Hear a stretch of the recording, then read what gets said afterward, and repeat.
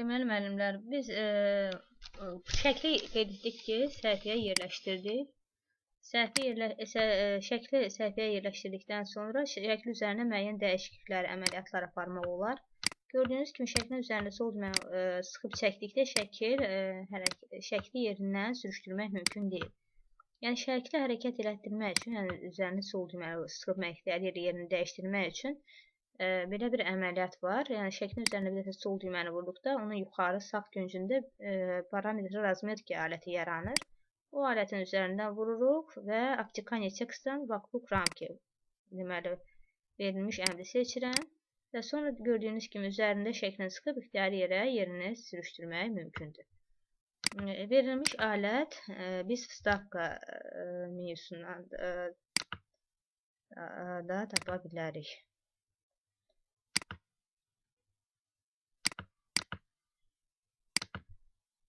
Daha doğrusu bağışlayın, format menyusundan tapa bilərik.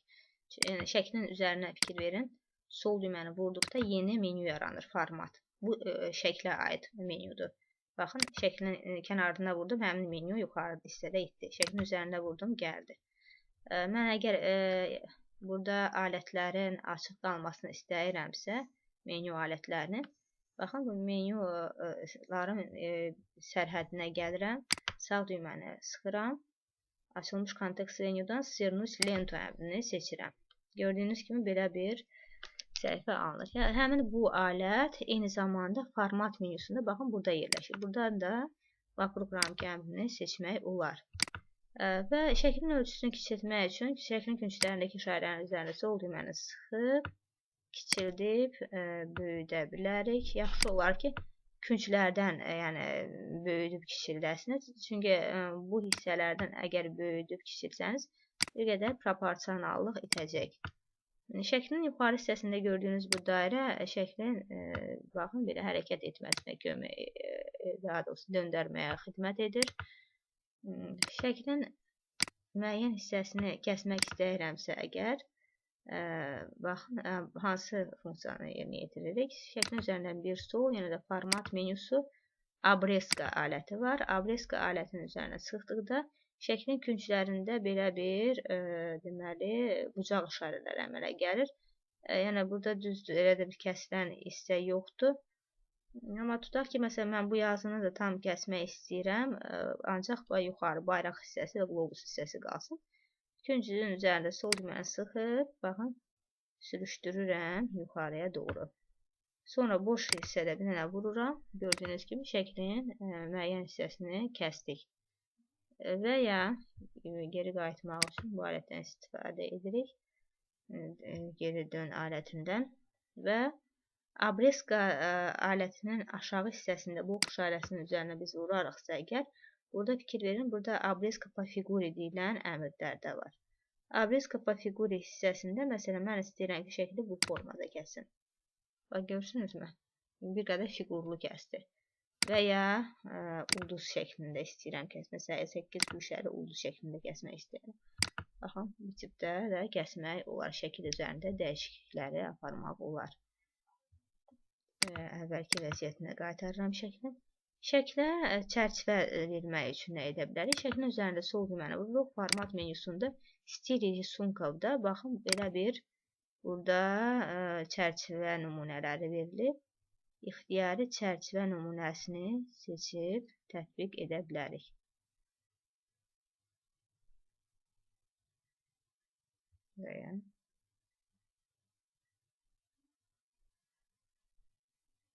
Mən bu nümunəni seçirəm. Və gördüyünüz kimi şəklin üzərində müəyyən dəyişiklikləri apardıq. Səhifəyə diaqram əlavə etmək üçün səhifə diaqram əlavə edə bilərik. Səhifəyə diaqram əlavə etmək üçün yenə də diaqramın yerini sol düymə vasitəsilə seçirik.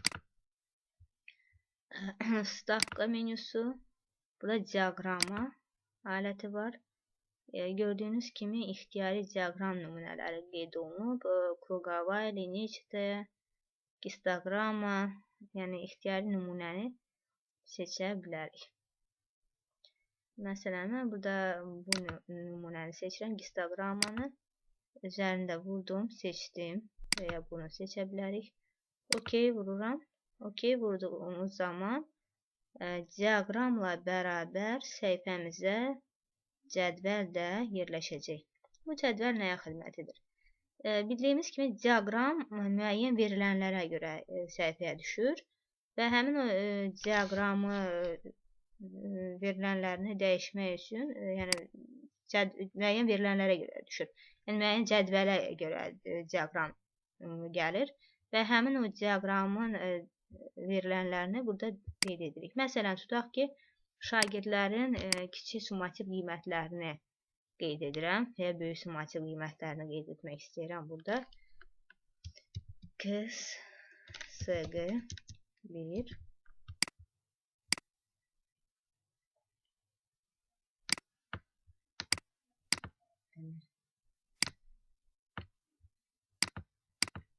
burada yazacağım. KSG2 burada KSG3 və burada isə BSG və ya BSG-ni burada yazıram. Yəni vaxt etikesinə yol verməyək. Yəni böyük summativ, kiçik summativ. Kateqoriyalarda da adlar yazıram. Məsələn, 50 dili dəyişməmişəm. 50 Turanə Abbas Vəli qiymətləri də silib qiymətləri yazıram. Təbii ki, 55 əlandır. Turanə 3, 4 və sonra təkən gedib 3, Abbas 3, 4 və Vəli də tutaq ki 4, 5 aldı.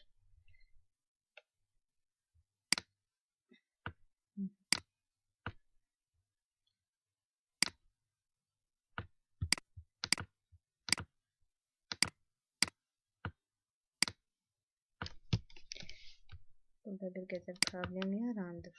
Nümunələr biz sürüşdürdüyümüz zaman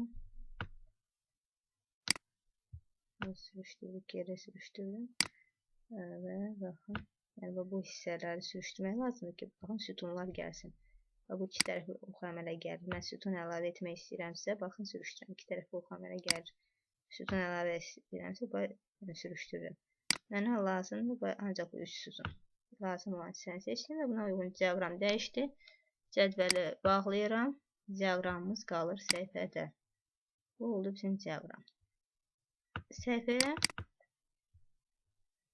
fiqur əlavə etmək üçün nə edə bilərik? Səhifəmizə fiqur əlavə etmək istəyiriksə, Vstavka menüsuna yenə gəlirik. Fiquru və buradan ixtiyari fiquru səhifəmizə əlavə edə bilərik. Məsələn, bu fiquru əlavə etmək istəyirəm. Tutaq ki, burada məsələn, ola bilər şəkillər yerləşdirim ox işarəsinin ətrafında. Fiqurun rəngini dəyişmək üçün üzərindən sol düymə vururuq, format menüsü. Zalivka fiquru hissəsində gördüyünüz kimi müəyyən dəyişiklikləri apara bilərik. Rənglərini dəyişə bilərik. Sonra deməli, səhifəyə əlavə etdiyimiz obyektlər üzərində müəyyən dəyişikliklər etdik. Deməli, başlıq, mətn, cədvəl, şəkil, diaqram və fiqur. Eyni zamanda biz səhifəyə obyekt olaraq sxemlər də əlavə edə bilərik. Stavkaya gəldik. Burada Smart Art sxemləri var. Smart Art'a daxil oluruq. Burada nələr verilib? Məsələn, iyerarxik struktur verilib.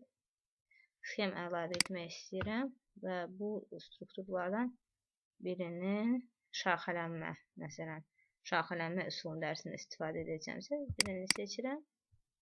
Gördüyünüz kimi, bu tekstlərin içərisində isə biz yazılar yaza bilərik.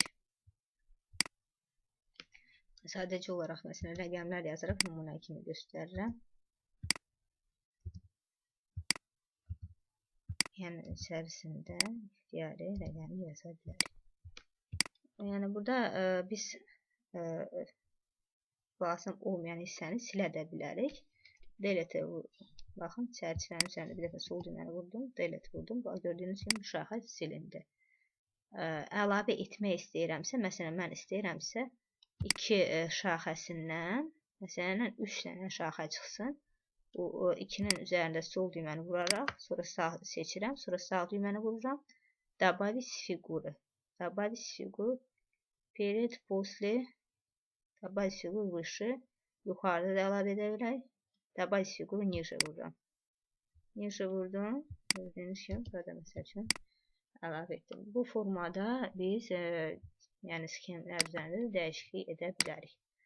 İndi səhifəyə dizayn vermək istəyiriksə əgər biz, səhifəyə dizayn vermək üçün dizayn menüsuna daxil oluruq. Dizayn menüsündə hansı dəyişiklikləri, işləri görə bilərik? Podloşka deyilən bir alət var. Podloşka aləti mətnin arxasında, səhifənin arxasında yazının yerləşdirilməsidir. Demək, podloşkanın üzərində bir sol vurduq. Belə bir səhifə açılır. Buradan настраиваемая podloşkanın üzərindən vurulur. Bəzən olur ki, müəllimlər podloşkaya gələndə настраиваемая podloşka açıq, yəni aktiv olmur. Baxaq, podloşka, baxın gördünüz mü? Настраиваемая podloşka aktiv deyil. Buna səbəb odur ki, siz obyektlərdən birinin üzərinə vurub saxlamısınız. Amma obyektdən kənara çıxdım. Baxın, şəklin üzərindən kənar çalışın ki, kursorunuz, baxın, kursorunuz boş yerdə yerləşdirə bilərsiniz. Yəni, baxın, mən kursorumu görürüm. Yəni, nə diaqramın üzərində vurmamışam, nə şəkli, nə cədvəlin. Yəni, səhifədə olmalıdır kursor. Mətnin üzərində vursanız daha yaxşı olar. Mətnin üzərində qalsın. Onda вставка, dizayn, podloşka, настраиваемая podloşka aktivləşir. Настраиваемая podloşka vurduqda xüsusi pəncərə açılmalıdır. Bəli, bu pəncərədən biz tekst əmrini seçirik. Aşağıda yazılmış tekstin qarşısındakı yazını isə silirik və burada ixtiyari açar mövzumuzla bağlı açar sözü yaza bilərik. Ya kiçik summatik KZG yaza bilərsiniz, ya BSG yaza bilərsiniz. Ya məsələn, mən ilə 31 dekabr yazıram. Yazdım. Yəni, şriftin rəngini dəyişmək üçün burada siyah hissəsinə gəlib ixtiyari rəngi seçə bilərik. İxtiyar rəngi seçirəm və OK. OK vurduqda gördüyünüz kimi bizim neçə səhifəmiz varsa hamısının arxasında həmin söz yazılır. Bu deməli podloşka alətidir. Arxa fonun verilməsi. İkinci, mən səhifəmə istəyirəm ki, səhifənin özünə rəng verim. Səhifənin özünə rəng vermək üçün yenə də dizayn aləti, set stranitsi və ixtiyari rəngi seçirəm. İxtiyari rəng seçdikdə gördüyünüz kimi baxın, bizim səhifəmizin, bütün səhifələrimiz eyni rəngdə oldu. Və nəhayət, yəni rəngi dəyişə də bilərik formada. Və nəhayət, mən səhifəyə çərçivə vermək istəyirəm. Səhifələrimə çərçivə vermək istəyirəm. Yəni, dizayn menüsü, qranitsa aləti. Və qranitsa gördüyünüz kimi burada ixtiyari sadə sərhədlər də var. Belə pəncərə açılır, stranitsa səhifəyə mən çərçivə vermək istəyirəm. Bu sərhədləri seçə bilərəm. Burada set var. Onlara rəng verə bilərəm. OK vururam və gördüyünüz kimi belə bir sadə çərçivələr yerləşdirə bilərəm. Və ya yenə də qranitsa gəlirəm. Buradan adi haftanı seçirəm. Yəni adi formanı seçirəm. Risunaq olan hissədə vururam və mövzumla əlaqədar bir çərçivə istəyirəm. Məsələn, tutaq ki, çərçivə nümunəsi şam ağaclarını götürdüm. OK vurdum. Baxın, çərçivə deməli, yolqalar gəlir. Ağacların gördüyünüz kimi çərçivənin ölçüsü çox böyükdür. Kiçiltmək istəyirəmsə əgər çərçivəni sol düyməni vurdum. Və burada şirina hissəsində gördüyünüz ki, aşağı və yuxarı doğru ox işarəsi var. Aşağıya doğru ox işarəsinin üzərinə sıxmaqla deməli enin çərçivəni vurdum. Vurduqdan sonra gördüyünüz kimi çərçivənin ölçüsü nə oldu? Kiçildi. Səhifələri avtomatik nömrələmək istəyiriksə əgər, yəni bütün səhifələrdə nömrələr olmalı. Baxın, gördüyünüz kimi 3 səhifəmiz var. Burada stranitsa var. Aşağıda görünür ki, neçə səhifəmiz var. Neçə sözümüz var. Deməli, 108 söz var 3 səhifədə. Deməli, səhifə əlavə etmək üçün, amma səhifələr nömrələnməyibdir, gördüyünüz kimi. Stavka menüsünə daxil oluruq. Stavka menüsündən sonra nomer stranitsi. Burada fikir verin. Внизу, вверху, на полях страничцы. İxtiyari bəyəndiyiniz bir format seçirsiniz. Məsələn, mən внизу страничцы və buradan da açılır nümunələr. Harada? Aşağıdan istəyirsinizsə olsun nömrələr. Sol kənardan mı olsun, ortadan mı olsun, sağ kənardan mı olsun? Bizə suallar verir. Mən ortanı seçirəm. Və ortanı seçdikdə gördüyünüz kimi nümunə gəlir və belə bir səhifə əslində bozarır. Burada aşağı kalançı belə bir xətt əmələ gəlir. Buradan çıxmaq üçün Zakrit okno kalançı tulan üzərində vururam. Gördüyünüz kimi, amma səhifə qalır. Baxın, 1.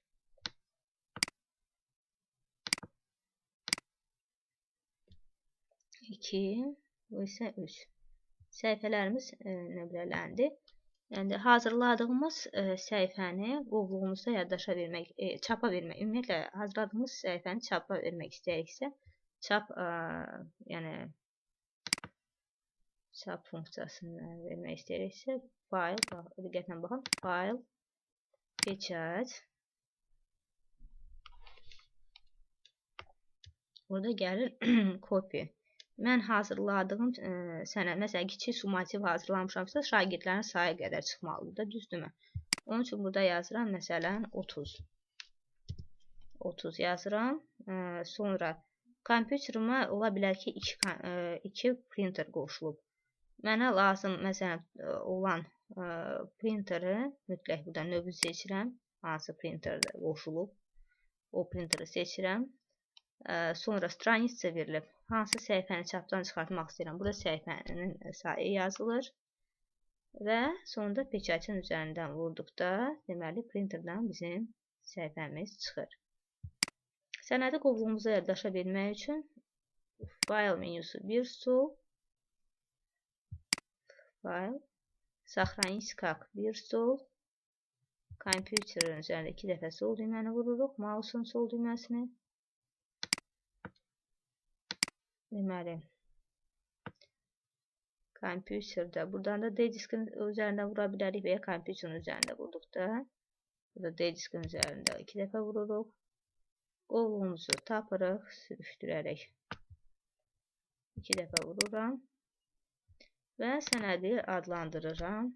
Sənədi adlandırmaq üçün yenə də burada ixtiyari ad verə bilərik. 31 dekabr.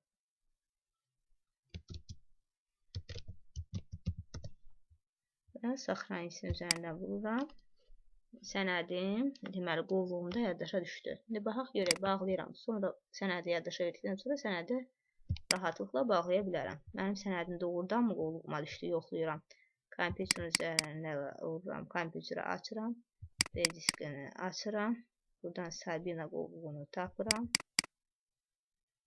Və baxıram ki, 31 dekabr sənəd buradadır. Üzərində 2 dəfə vuraraq, deməli, sənədi aça bilərəm.